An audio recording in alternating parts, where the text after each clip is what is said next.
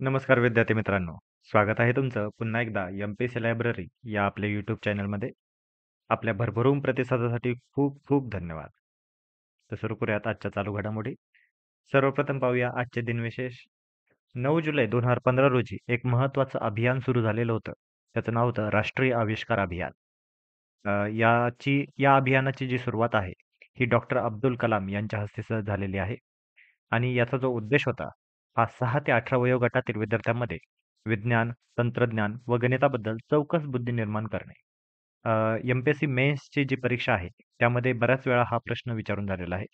कारण हा जो घटक आहे, हा एज्युकेशन या घटकाशी निगडीत असल्यामुळे यावर वारंवार प्रश्न विचारले जाण्याची शक्यता आहे. त्याच्यामुळे ही फॅक्ट लक्षात असू द्या. 9 जुलै 2015 राष्ट्रीय आविष्कार अभियान. त्यानंतर 9 जुलै 1988 रोजी नॅशनल हाऊसिंग बँक याची स्थापना झालेली आहे. आता हा देखील प्रश्न खूप वेळा इकॉनॉमी घटकामध्ये विचारला जातो. त्यामुळे याचं जे इयर आहे, हे आपल्याला सर्वात महत्त्वाचं आहे आणि जर शक्य झालं तर मग तारीख. तर लक्षात घ्या 9 जुलै 1988 नॅशनल हाऊसिंग बँक याची स्थापना झालेली आहे. त्यानंतर 9 जुलै 1875 बॉम्बे स्टॉक्स अँड शेअर्स असोसिएशनची स्थापना झालेली आहे. या 9 जुलै 1875 रोजी म्हणजे जवळपास आजपासून खूप वर्षा अगोदर आणि ज्याला आपण आज बी-एस-सी म्हणजेच बॉम्बे स्टॉक एक्सचेंज म्हणून ओळखला जातो, त्याची स्थापना आजच्या दिवशी झालेली होती. त्याच्यामुळे हे आजचे दिनविशेष अतिशय महत्त्वाचे आहेत. आता आपले सविस्तर चालू घडामोडी आपण पाहायला सुरू करूया. सर्वप्रथम महत्त्वाची, खूप महत्त्वाची अशी चालू घडामोडी म्हणजे 17वी ब्रिक्स शिखर परिषद झालेली आहे 2025 ची आणि ही नुकतीच संपन्न झालेली परिषद ब्राझील येथे झालेली आहे. आणि यावर आता ब्रिक्स या घटकावर खूप वेळा म्हणजे फक्त एम-पी-एस-सी असं नाही, तर सरळ सेवा असेल, पोलीस भरती असेल, अशा वेगवेगळ्या परीक्षांमध्ये ब्रिक्स या घटकावर प्रश्न विचारले जातात. आणि ब्रिक्समध्ये भारत हा खूप महत्त्वाचा सदस्य असल्याने याच्या संपूर्ण परिषदा आपल्यासाठी महत्त्वाच्या ठरतात. आता ही 17वी जी ब्रिक्स परिषद झालेली होती, ही रिओ दी जानेरो, ब्राझील या ठिकाणी झालेली आहे. तुम्ही बाजूच्या चित्रामध्ये पाहू शकता. तर रिओ दी जानेरो या ठिकाणी झालेली ही परिषद आहे. आता पहिल्यांदाच 11 देशांची परिषद झालेली आहे. कारण अ, मागील वर्षी 2024 साली ब्रिक्स या संघटनेचा थोडासा विस्तार झालेला होता आणि नवीन सदस्य याच्यामध्ये समाविष्ट झाले होते. त्यामुळे ही परिषद आपल्यासाठी थोडीशी महत्त्वाची अजून ठरते. कारण पहिल्यांदाच 11 देशांची परिषद झालेली आहे. ठीक आहे. आणि यामध्ये पंतप्रधान मोदींनी काही महत्त्वाचे मुद्दे मांडले होते. त्याविषयी आपल्याला जाणून घेणं गरजेचं आहे. सर्वप्रथम म्हणजे जागतिक संस्थांमध्ये 2/3 मानवतेचे प्रतिनिधित्व नाहीये. ठीक आहे. म्हणजे जी काही महत्त्वाची आपली जी संघटना आपण कन्सिडर केली जातो युनायटेड नेशन्स ह्याच्यामध्ये 2/3 मानवतेचे प्रतिनिधित्व नाहीये. जागतिक निर्णय प्रक्रियेत अनेक महत्त्वाचे देश अद्याप बाहेर आहेत. आणि ही खरीच फॅक्ट आहे. कारण जी काही महत्त्वाची निर्णय प्रक्रिया होते, ही काही ठराविक देशांकडूनच होते आणि अनेक महत्त्वाचे देश अद्यापही या प्रक्रियेतून बाहेर आहेत. आणि ब्रिक्स विस्ताराचे स्वागत पंतप्रधान मोदींनी केलेलं आहे. म्हणजेच कालानुसार बदलणारी ही संघटना आहे, असं त्यांचं म्हणणं आहे. यामध्ये ही जी परिषद झाली होती, यामध्ये काही ठळक मुद्दे पण समोर आलेले आहेत. त्यामध्ये सर्वात प्रथम आणि आपल्यासाठी सर्वात महत्त्वाचं म्हणजे दहशतवादाचा निषेध या परिषदेमध्ये करण्यात आलेला आहे. म्हणजे जो पहलगाम येथे जो भ्याड हल्ला झाला होता, या हल्ल्याचा तीव्र शब्दामध्ये निषेध करण्यात आलेला आहे. सीमेपलीकडील दहशतवादाला म्हणजे जी काही लढा देण्याची कटिबद्धता आहे, ही सर्वच देशांनी मांडलेली आहे. त्यानंतर युनायटेड नेशन्समध्ये सुधारणा करण्याची गरज आहे, हे देखील या परिषदेमध्ये समोर आलं आणि दहशतवादावरील जागतिक करारास देखील गती देण्यात यावी, हे देखील या परिषदेमध्ये मांडण्यात आलं. त्यानंतर जो आता सध्यासाठी महत्त्वाचा संघर्ष चालू आहे, तो म्हणजे इस्रायल आणि इराण यामध्ये. त्यामध्ये इराणवरील हल्ल्यांचा निषेध देखील करण्यात आलेला आहे. त्यानंतर यू-एन-एस-सीमध्ये सुधारणा करण्याची जी गरज आहे, ती भारत आणि ब्राझीलच्या भूमिकेचे रशिया आणि चीनकडून समर्थन करण्यात आलेले आहे. कारण तुम्ही पाहता रशिया आणि चीन हे यू-एन-एस-सीमध्ये पर्मनंट मेंबर्स आहेत आणि भारत आणि ब्राझील हे सध्या तरी सदस्य नाहीयेत. त्यामुळे या यू-एन-एस-सीमध्ये जी काही सुधारणा करण्याची गरज आहे, या भूमिकेचे रशिया आणि चीनकडून समर्थन करण्यात आलेले आहे. त्यानंतर COP33 जी 2028 साली होणार आहे, ती भारताच्या यजमानपदाच्या उमेदवारीचे त्यामध्ये स्वागत करण्यात आलेले आहे. आता इथे महत्त्वाचं म्हणजे काही नवीन भागीदार देश या ब्रिक्स परिषदेमध्ये जोडले गेलेले आहेत आणि नवीन 11 देश हे भागीदार देश म्हणून समाविष्ट झालेले आहेत. तर ते नवीन भागीदार देश 11 कोणते आहेत? तर लक्षात घ्या Belarus, Bolivia, Kazakhstan, Cuba, Indonesia, Nigeria, Malaysia, Thailand, Vietnam, Uganda आणि उझबेकिस्तान. तर हे महत्त्वाचे जे काही नवीन भागीदार देश आहेत, याबद्दल देखील आपल्याला माहिती असणं आवश्यक आहे. आता एकंदरीतच ब्रिक्सबद्दल आपण थोडक्यात माहिती पाहूया. ब्रिक्स म्हणजे काय?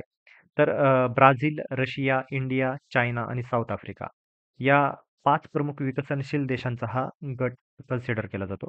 आणि या सर्व देशांचे जे इनिशियल्स आहेत, म्हणजे ब्राझीलचा बी, आर, रशियाचा आर, इंडियाचा आय, चायनाचा सी आणि साऊथ आफ्रिकेचा एस.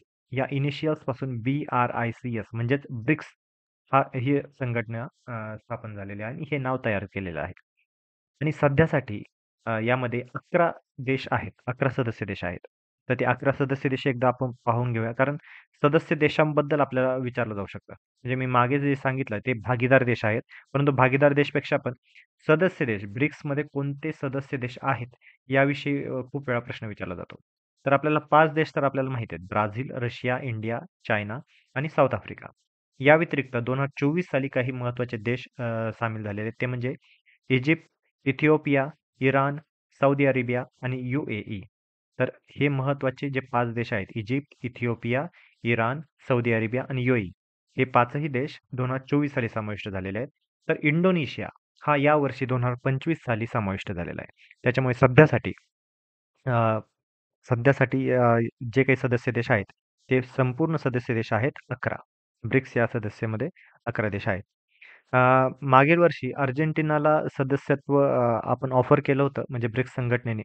परंतु त्यांनी हे सदस्यत्व नाकारलं होतं आणि त्यानंतर इंडोनेशिया हा 2025ला समाविष्ट झालेला आहे. ब्रिक्सची जी स्थापना आहे, ही 2009 साली झालेली आहे. लक्षात घ्या. ब्रिक्सची जी स्थापना आहे, ती 2009 साली आहे आणि ह्याचा सर्वप्रथम विस्तार पुढील वर्षीच म्हणजे 2010 साली दक्षिण आफ्रिका सहभागी झालेला आहे. ठीक आहे. तर हे ब्रिक्सबद्दल आपण एक सविस्तर माहिती पाहिलेली आहे. यापुढील महत्त्वाची चालू घडामोडी म्हणजे पहिला ट्रान्सजेंडर दवाखाना. आता भारतातील पहिला ट्रान्सजेंडर दवाखाना जो आहे, तो हैदराबाद येथे पुन्हा सुरू करण्यात आलेला आहे. पुन्हा सुरू करण्यात आलेला आहे. याचं कारण अगोदर हा सुरू होता, परंतु काही कारणानं तो मध्यंतरी बंद झालेला होता. या दवाखान्याचे नाव मित्र क्लिनिक होते, परंतु आता त्याला साबरंग किंवा सबरंग क्लिनिक म्हणून देखील ओळखले जाईल. हे ट्रान्सजेंडर समुदायासाठी समर्पित असून तेथील कर्मचारी देखील ट्रान्सजेंडर समुदायातीलच आहेत. ही एक महत्त्वाची बाब आहे. कारण फक्त येणारे पेशंटच नाही, तर त्यांना जे काही तेथील जे कर्मचारी आहेत, ते देखील ट्रान्सजेंडर समुदायातील आहेत. आणि हे जे क्लिनिक होते ते 2021 मध्ये हैदराबादमधील नारायणगुडा येथे सुरू झाले होते आणि ते भारतातील पहिले ट्रान्सजेंडर समुदायाद्वारे चालवले जाणारे आरोग्य केंद्र होते. आणि आता पुन्हा टाटा ट्रस्टच्या मदतीने हा दवाखाना पुन्हा एकदा हैदराबादमध्ये सुरू झालेला आहे. याचे बंद होण्याचे कारण अ, बऱ्याच वेळा त्यांची प्रायव्हसी जपली जात नव्हती, असे एक कारण होतं. त्यामुळे तो मध्यंतरी थोडासा बंद झाला होता. आता टाटा ट्रस्टच्या मदतीने हा दवाखाना पुन्हा एकदा सुरू झालेला आहे आणि त्याला सबरंग असं नाव देण्यात आलेलं आहे.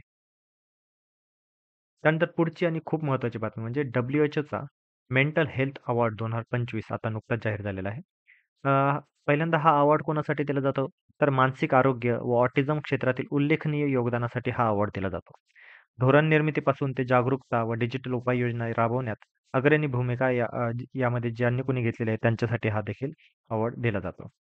तर हा 2025चा जो अवॉर्ड आहे, हा WHOचा मेंटल हेल्थ अवॉर्ड सायमा वाजेत यांना जाहीर झालेला आहे. तर सायमा वाजेत कोण आहेत? तर WHO या दक्षिण पूर्व आशिया क्षेत्रातील संचालिका आहेत. मानसिक आरोग्याच्या क्षेत्रामध्ये त्यांना 20 वर्षांपेक्षा जास्त अनुभव आहे आणि सर्वात महत्त्वाचे म्हणजे बांगलादेशच्या पंतप्रधान शेख हसीना यांच्या त्या कन्या आहेत. या पुरस्काराचे महत्त्व काय आहे? तर WHO तर्फे जागतिक मानसिक आरोग्याच्या भविष्य घडविणाऱ्या नेतृत्वाची ही पावती आहे. आणि दक्षिण आशिया क्षेत्रामध्ये मानसिक आरोग्य धोरणासाठी आदर्श नेतृत्व समोर आणणे हे या पुरस्काराचे अ, उद्देश आहे. पुढची महत्त्वाची बातमी अजून एक म्हणजेच गिनी निर्देशांक 2024 हा देखील नुकताच जाहीर झालेला आहे. यामध्ये भारताची अतिशय उत्कृष्ट अशी कामगिरी राहिलेली आहे.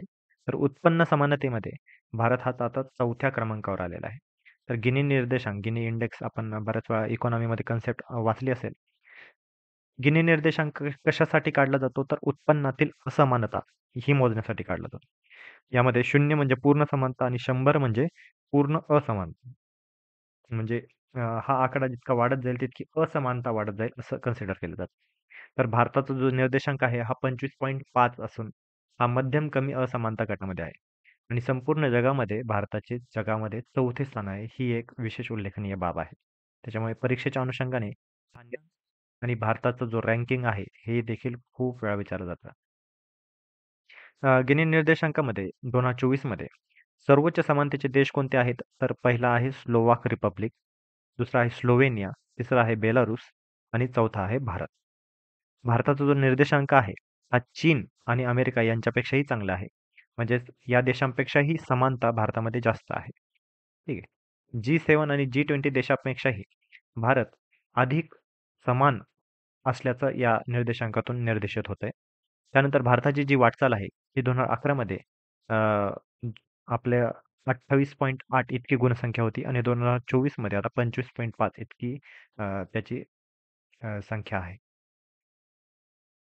त्यानंतर हा जो निर्देशांक आहे, हा जाहीर होण्याचं किंवा यामध्ये आपण समान प्राप्त करण्यासाठी सरकारच्या विविध योजना महत्त्वाचा यामध्ये भाग घेतलेल्या आहेत. आणि त्या महत्त्वाच्या योजना आपल्याला माहिती असणं गरजेचं आहे. म्हणजेच कोणत्या? तर एक जनधन योजना जी आहे ती म्हणजे सर्वांचे बँक अकाउंट ओपन करण्याची जी योजना होती. त्यामध्ये 55.69 कोटी बँक खाती ओपन झालेली आहेत. त्यानंतर आधार कार्ड 142 कोटी डिजिटल ओळखपत्रे यामध्ये तयार झालेली आहेत. त्यानंतर डी-बी-टी डायरेक्ट बेनिफिट ट्रान्सफर त्यामध्ये 3.48 लाख कोटी रुपयांची बचत झालेली आहे. त्यानंतर आयुष्यमान भारत जी हेल्थ सेक्टरशी रिलेटेड योजना आहे. त्यामध्ये 41.3 कोटी कार्ड वाटण्यात आलेले आहेत. तर प्रति कुटुंब 5 लाख रुपयाचा विमा देखील देण्यात आलेला आहे. त्यानंतर स्टँड अप इंडिया हे 2.75 लाख महिलांना या योजनेचा लाभ भेटलेला आहे. तर एस-सी, एस-टी उद्योजकांना 62,800 कोटी इतकं कर्ज त्यांना देण्यात आलेलं आहे. त्यानंतर पी-एम-जी-के-ए-वाय म्हणजे त्यामध्ये या योजनेमध्ये 80 कोटीहून अधिक नागरिकांना मोफत अन्नधान्य वाटण्यात आलेलं आहे. म्हणजेच गरीब कल्याण अन्न योजना असं या योजनेचं नाव आहे. त्यानंतर पी-एम विश्वकर्मा योजना म्हणजे जी नुकतीच सुरू झालेली होती 2 वर्षांपूर्वी. त्यामध्ये 30 लाख पारंपरिक कारागिरांची नोंदणी देखील झालेली आहे. त्यामुळे ह्या अशा विविध ज्या सरकारी योजना आहेत, ह्या आपल्याला परीक्षेमध्ये देखील विचारतात आणि या सरकारी या सर्व योजनांचाच आपल्याला जो काही आता असमानतेमध्ये आपण जो वरच्या क्रमांकावर गेलेलो आहोत, ते कुठेतरी या सरकारी योजनाचेच फलित आहेत असे म्हणावं लागेल. तर ह्या आजच्या आपण चालू घडामोडी पाहिल्या, तर आजच्या चालू घडामोडीवर आज एक प्रश्न पाहूया. सायमा वाजेद यांना कोणत्या संघटनेचा पुरस्कार नुकताच जाहीर झालेला आहे? पुन्हा एकदा वाचतो. सायमा वाजेद यांना कोणत्या संघटनेचा पुरस्कार नुकताच जाहीर झालेला आहे? तर मी आताच थोड्या वेळापूर्वी ही बातमी तुमच्या वाचून दाखवली होती आणि तुम्हाला म्हटलंही होतं, की ही बातमी आपल्याला का महत्त्वाची आहे? तर कारण यावर वन लाइनर म्हणून सरळ-सरळ क्वेशन फ्रेम होतोय. तर पर्याय क्रमांक 1 आहे UN, पर्याय क्रमांक 2 आहे UNFC, पर्याय क्रमांक 3 आहे WHO आणि पर्याय क्रमांक 4 आहे UN म्हणजे युनिसेफ थोडक्यात. UNICEF म्हणजे युनिसेफ. तर याचं योग्य उत्तर आहे पर्याय क्रमांक 3 WHO. तर सायमा वाजेद यांना WHO या संघटनेचा पुरस्कार नुकताच जाहीर झालेला आहे. तर या होत्या आजच्या चालू घडामोडी. तर अशाच अधिकाधिक आणि इन्फॉर्मेटिव्ह कंटेंटसाठी आमच्या एम-पी-एस-सी लायब्ररी या यूट्यूब चॅनलला फॉलो करायला विसरू नका. आम्ही इतर सोशल मीडिया प्लॅटफॉर्मवर पण आहोत. म्हणजेच Telegram असेल, WhatsApp असेल, Facebook असेल किंवा Instagram असेल. या सर्व सोशल मीडिया प्लॅटफॉर्मवर आम्ही आहोत. तर अशाच अधिकाधिक कंटेंटसाठी आम्हाला फॉलो करायला विसरू नका. धन्यवाद.